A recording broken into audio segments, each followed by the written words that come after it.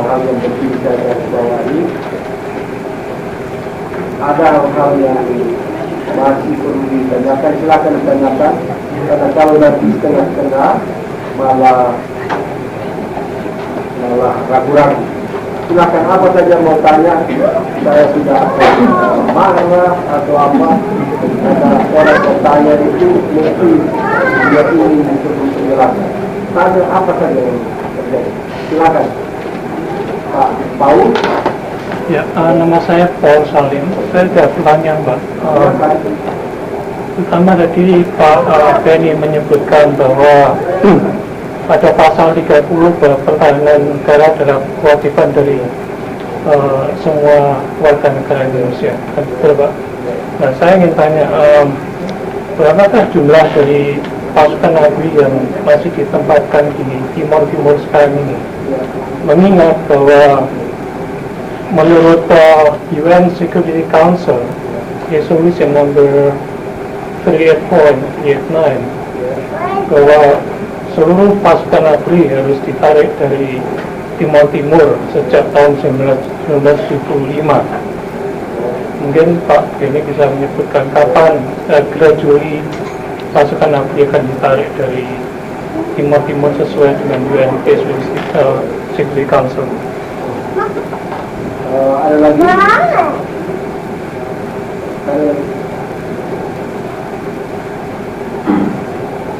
Yang tadi mengenai apa saja? Silakan. Bisa tanya dua. Kali saya supaya nanti saya jawab. Silakan. Ya, ada lagi silakan. Ya, thank you. Saya ada pertanyaan itu mengenai human rights. Tadi disebutkan bahwa ABRI kalau menindas rakyat tidak benar.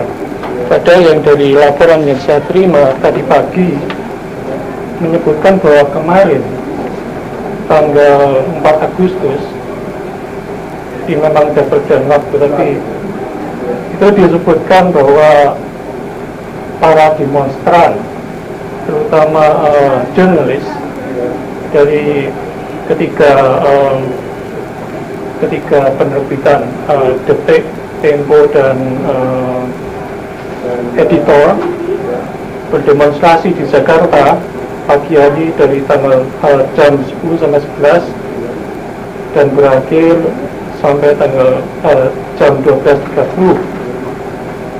Di dalam demonstrasi itu disebutkan bahwa suasananya berlangsung dengan tertib, tidak ada hal-hal yang memicu instability di dalam itu. Tapi begitu dinyatakan bahwa demonstrasi itu bubar, seketika itu anti-riot police dan army troops melakukan sini disebutkan serangan terhadap partisipan dari demonstrasi itu. Saya kira ini bisa dikatakan sebagai pelanggaran hak asasi manusia, Pak. Itu pertanyaan kedua. Kemudian pertanyaan saya ketiga, kalau Pak Benny tidak keberatan, Anda Pak Benny menyebutkan bahwa suasana di Indonesia karena ada 400 suku, maka disebutkan bahwa kita sangat rawan. Betul. Nah, kalau kita lihat, kita tengok sejarah sedikit sekitar sebelum tahun 45, terutama pada masa penjajahan Belanda, disebutkan bahwa Belanda bisa menguasai Indonesia karena mereka punya politik divide et impera, memecah dan memimpin. Jadi kita mungkin beranggapan bahwa kita jangan sampai terpecah-pecah, karena mungkin kolonialisme akan kembali lagi. Nah, padahal kalau menurut pengamatan saya, kolonialisme itu tidak mesti didasarkan pada subordination, rasa penguasaan dari the white people terhadap non-white people, tapi juga bisa antara non-white and non-white atau white and white. For example, di Eropa pada saat Napoleon berkuasa, Napoleon berkeinginan untuk menguasai seluruh daratan Eropa. Itu kan juga sama, kolonialisme. Pada saat Perang Pasifik, Jepang menguasai seluruh Asia, non-white against non-white. Nah, masalah kalau ini dijadikan sebagai landasan, saya kira Indonesia akan menjadi lebih baik kalau seandainya kita mengutamakan homogenitas dari daerah per daerah, sehingga pertentangan antar suku yang 400 jumlahnya itu bisa dikurangi, dan tidak itu saja, kita bisa menghemat budget untuk pertahanan nasional, karena salah satu faktor pertentangan itu dihilangkan. Mungkin Pak Benny bisa menjelaskan. Saya akan jelaskan yang pertama ini, karena ini yang paling menarik. Jadi demikian, bahwa pada tahun 45, pada waktu kita mau menentukan kita mau merdeka atau tidak, kita sudah berbicara mengenai wilayah Indonesia. Wilayah Indonesia yang mana yang kita merdekakan? Apakah yang merdeka? Apakah Jawa dan Sumatera? Apakah Jawa dan Sumatera dan Kalimantan? Tetapi dalam pembicaraan panitia persiapan kemerdekaan Indonesia itu disepakati untuk memerdekakan bangsa Indonesia yang meliputi seluruh wilayah Nederlandia ini.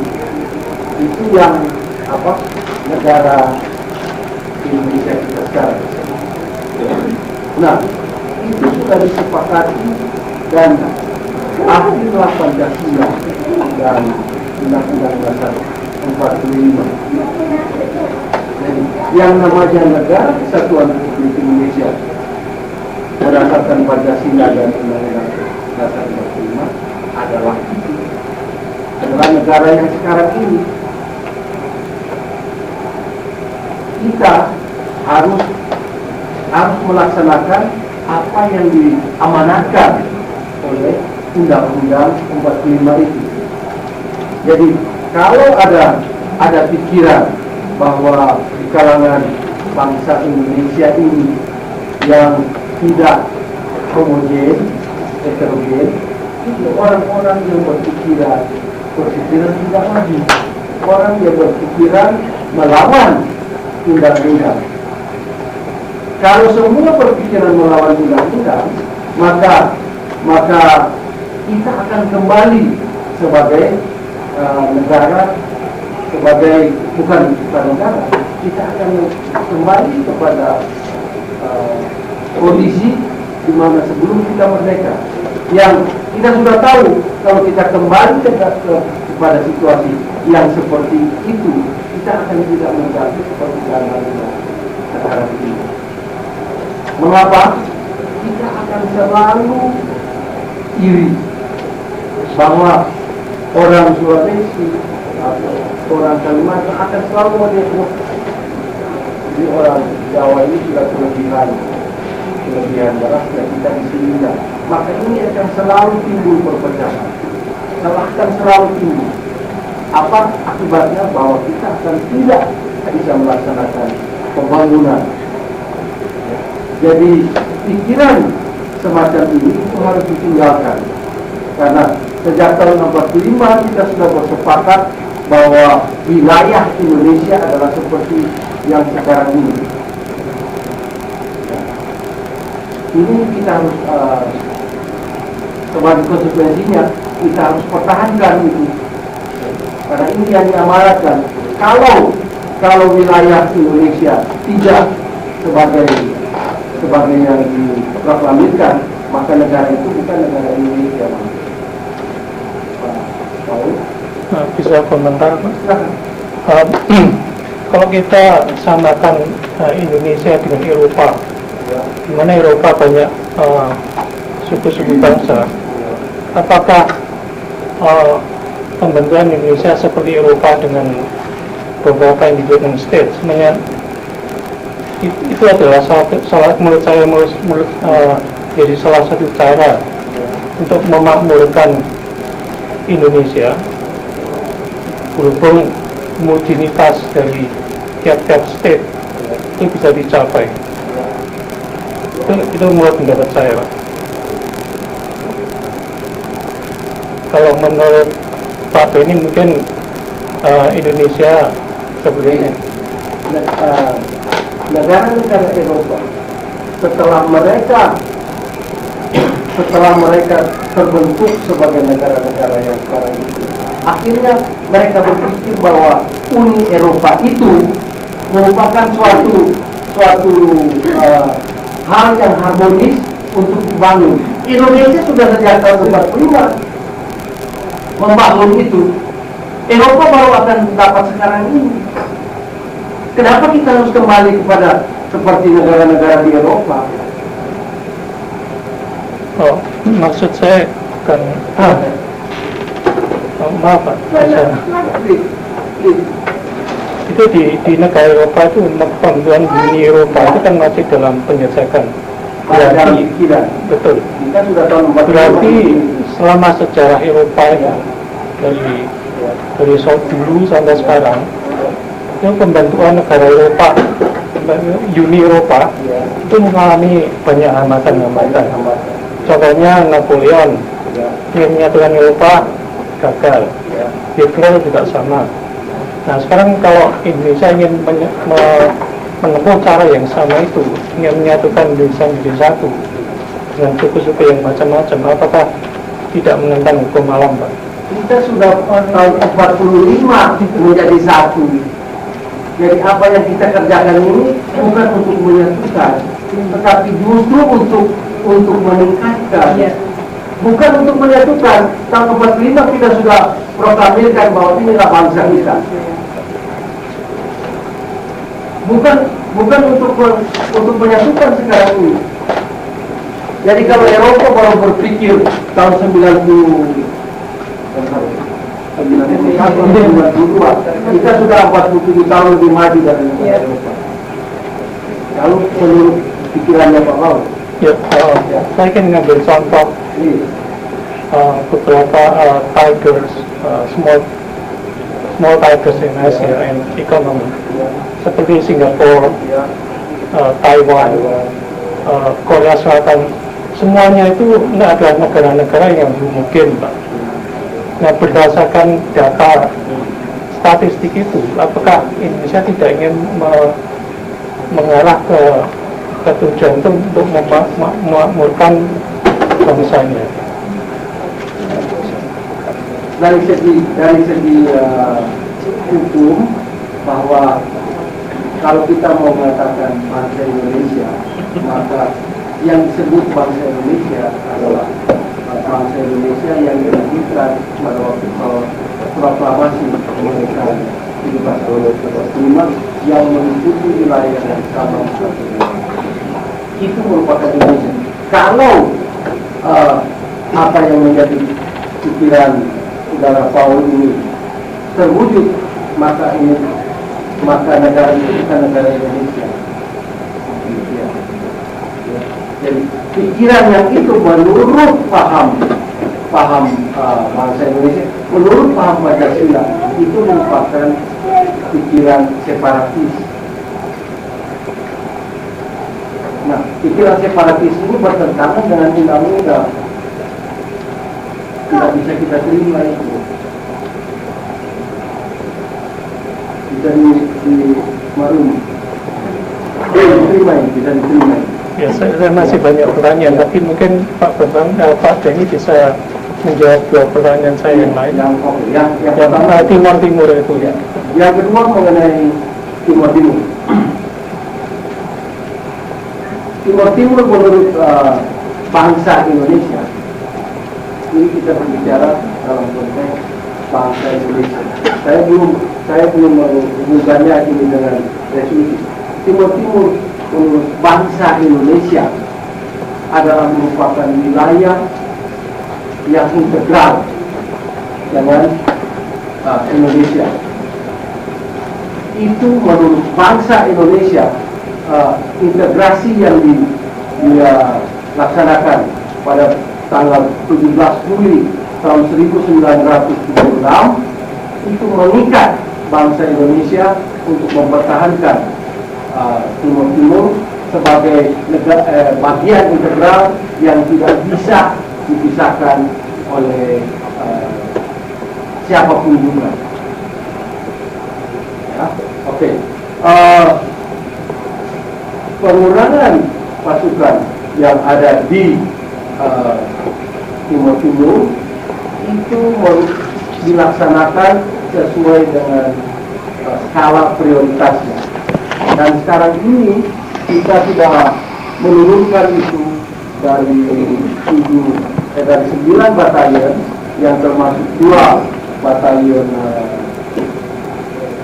daerah menjadi 7 batalion termasuk 2 batalion daerah, dan dari 7 batalion ini kesemuanya terdiri dari batalion-batalion pembangunan, yaitu mereka tidak dibekali dengan munisi, tetapi mereka dibekali dengan pacu, mereka dibekali dengan megadi, dibekali dengan alat-alat pembangunan dengan tujuan membantu rakyat Timur Timur dalam membangun daerahnya agar bisa sama dengan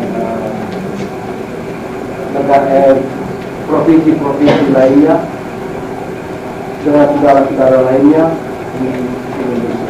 Ini yang dilaksanakan oleh ABRI, sehingga kalau ada orang yang mengatakan bahwa itu harus dikurangi, justru menurut bangsa Indonesia, kalau kita bisa mengirimkan batalion pembangunan sebanyak itu, mungkin Timur Timur akan bisa dibangun lebih giat lagi. Ini menurut pendekatan pemikiran Indonesia. Nah, sekarang silakan. Bagaimana hubungannya dengan UN Security Council? Ya, UN Security Council itu sudah dihentikan masalah pembicaraan masalah Timur Timur. Masalah Timur Timur itu sejak tahun 1983. Nah, di situ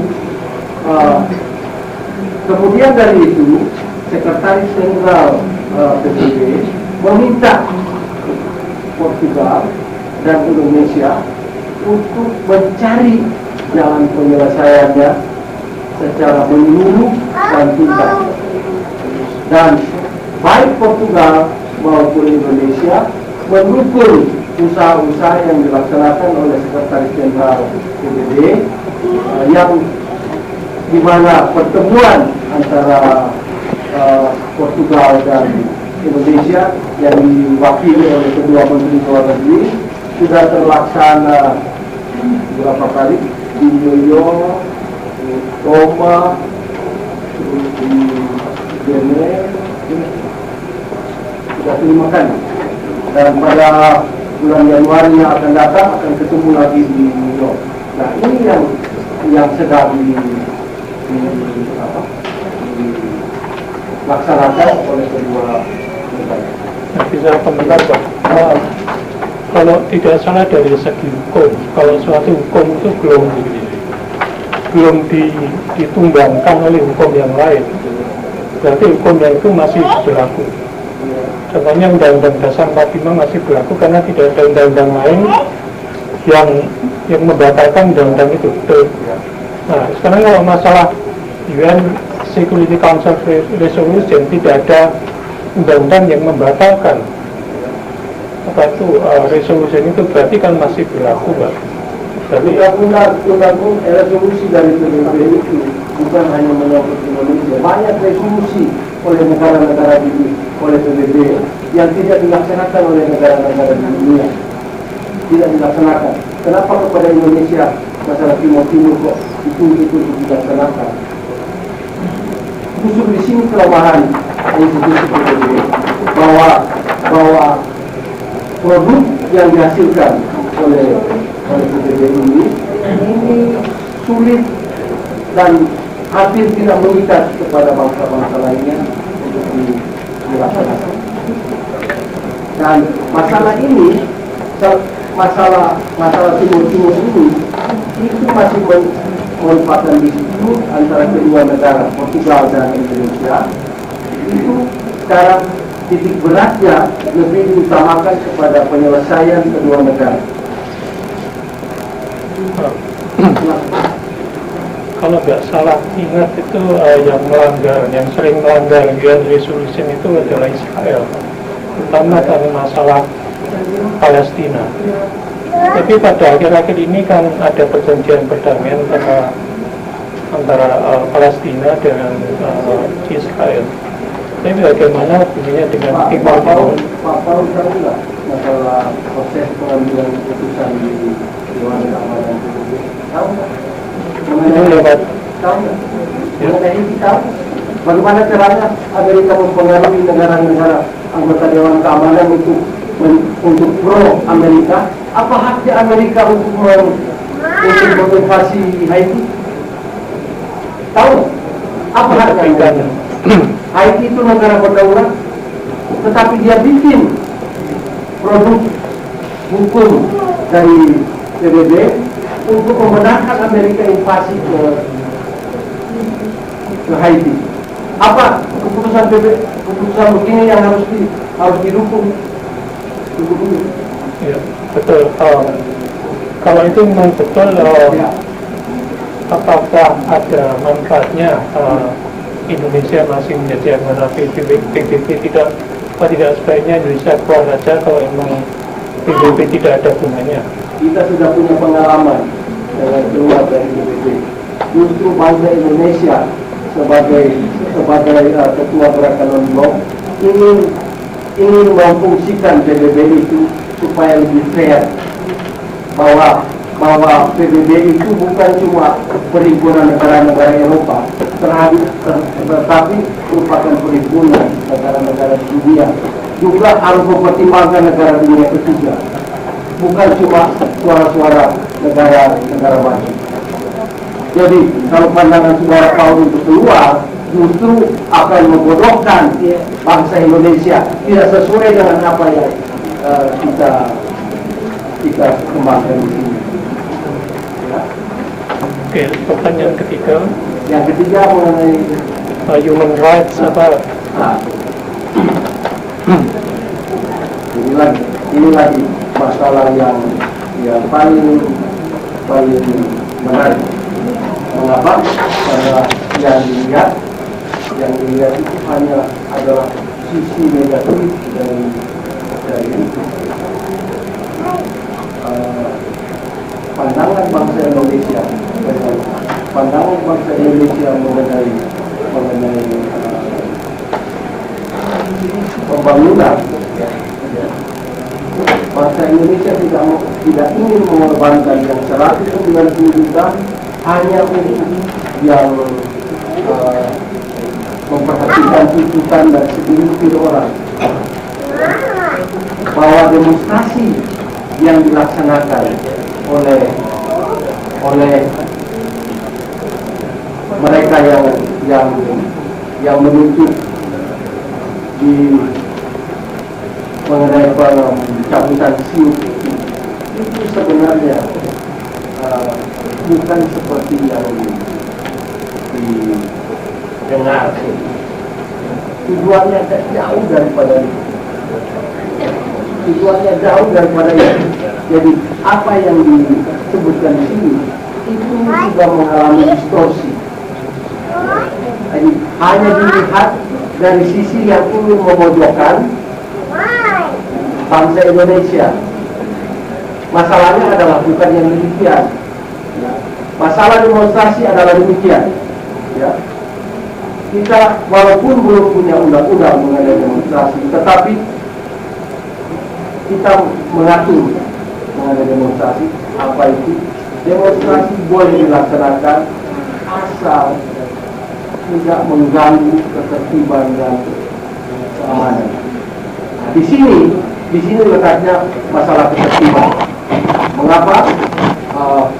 Dalam pandangan bangsa Indonesia mengenai hak asasi manusia, seseorang bisa melaksanakan atau menuntut haknya sepanjang itu tidak mengganggu kepentingan orang banyak.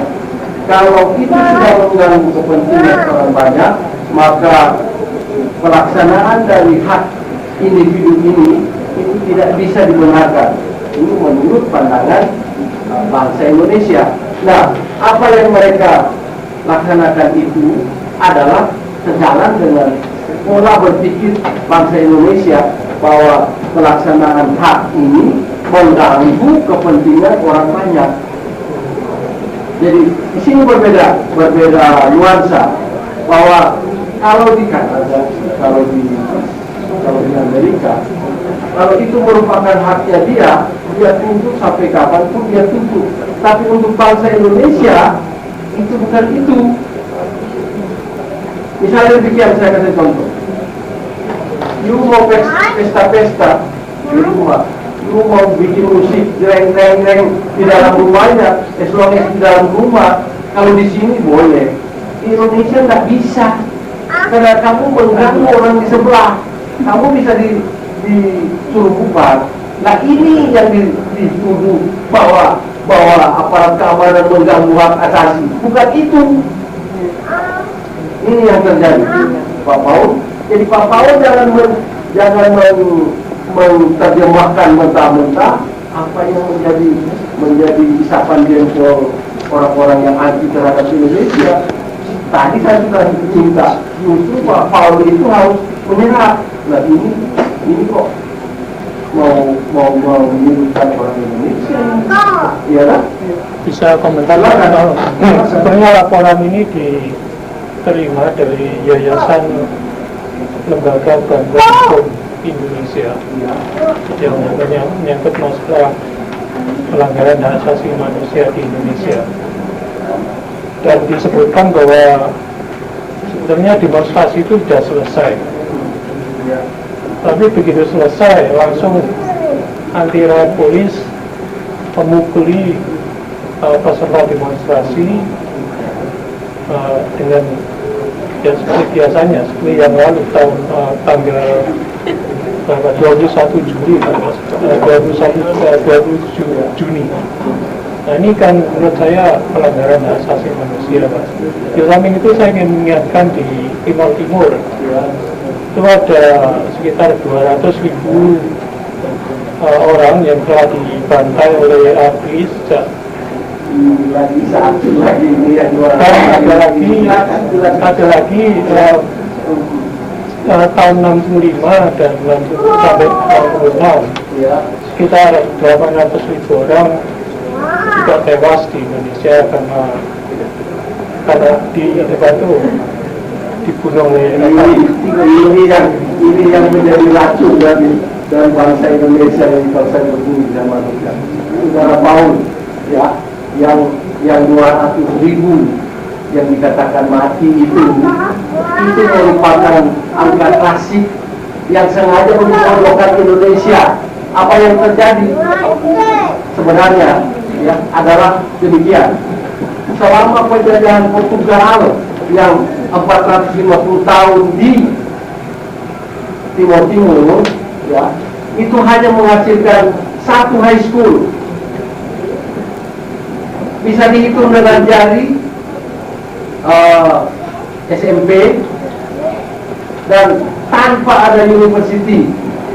Berapa mau tahu sekarang berapa SMA yang ada? Seluruh kabupaten sudah ada SMA, sudah ada university di sana, sudah ada orang Timur-Timur yang menjadi pembina ABRI. Ya. Nah, apa yang disebutkan 200.000 itu merupakan akibat dari kelalaian yang dilaksanakan oleh Portugal, sehingga banyak yang mati kelaparan. timbul perang saudara pada waktu proses integrasi. Ini dihitung sebagai korban oleh Indonesia. Malu sebagai bangsa Indonesia, Anda menganggap itu merupakan korban yang disebut oleh Indonesia. Saudara harus malu, jangan membaca itu sebagai produk yang benar. Silakan. Ya, Pak. Menurut Pak Benny, berapa persen dari rakyat Timur Timur yang meninggal karena yang artinya dari 200.000 itu yang meninggal karena kelaparan itu berapa persen, yang meninggal karena perang saudara itu berapa persen? Ini yang merupakan kelemahan daripada kita. Oh, kita tidak, bahwa kita mengambil tanggung jawab untuk berintegrasi, mereka berintegrasi, ya. Akibat dari kita mengambil tanggung jawab untuk menolong rakyat Timur, kita juga menanggung resiko untuk di-blame seperti itu. Padahal yang terjadi adalah akibat dari kelalaian Portugal, prasarananya nggak ada, rakyat dibiarkan miskin. Saudara kau tahu, jalannya aspal itu hanya di, dan orang Timur tidak boleh lewat jalan aspal, dia harus lewat di pinggir jalan. Dan kalau ketemu orang Portugal harus mengikuti. Apa yang terjadi sekarang, dia demonstrasi pun diterima oleh bangsa Indonesia. Itu yang terjadi. Nah, 200.000 itu yang disebut yang ditiup itu merupakan produk dari kelalaian. Tidak sepantasnya itu diberikan kepada Indonesia. Hal yang demikian ini tujuannya hanyalah untuk mendisintegrasi Timur dengan Indonesia. Saudara Paul harus tahu. Kalau tidak tahu, Saudara Paul bisa datang, saksikan sendiri ke Timur. Lihat kemajuan bagaimana itu Timur. Jangan cuma membaca dari literatur golongan-golongan yang asli. Saudara nanti lihatnya hitam semua itu. Hitam semua, nggak ada yang putih. Padahal di Indonesia ada juga yang putih. Jadi saya ingin menegaskan, Mbak, ini menarik. Menurut Pak Benny itu berapa orang Timur yang telah meninggal? Menurut Pak Benny. Oke. Ini mungkin pertanyaan terakhir, Pak. Tidak. Saya akan berikan itu. Karena ini memerlukan ketelitian. Saya akan berikan berapa persentase. Mana Pak Alam? Saya akan memberikan melalui Pak Alam. Kalau Pak Paul bisa memberikan alamatnya, saya akan berikan sama Pak. Let me know, nanti saya akan. Hanya saya minta bahwa Pak Paul harus pakai itu sebagai sesuatu yang benar, bukan yang murah. Yang lain, terima kasih. Terima kasih, Pak.